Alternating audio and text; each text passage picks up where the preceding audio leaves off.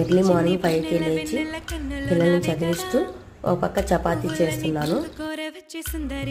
చపాతీలో ఏ కర్రీ చేయలేదు నేను, సో అందుకని ఇంట్లో హనీ ఉంటే అది వేసి పెట్టేశాను.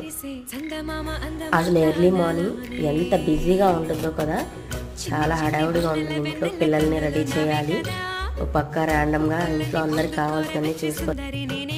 8:30 కల్లా పిల్లల స్కూల్కి, మా వారు డ్యూటీకి వెళ్ళాలి కాబట్టి చాలా హడావుడిగా ఉంటుందండి మార్నింగ్ అయితే.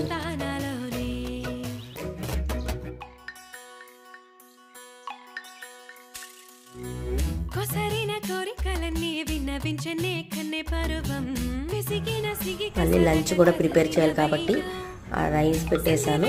ఇంకా బీరకాయ చట్నీ, బెండకాయ ఫ్రై అయితే చేశాను.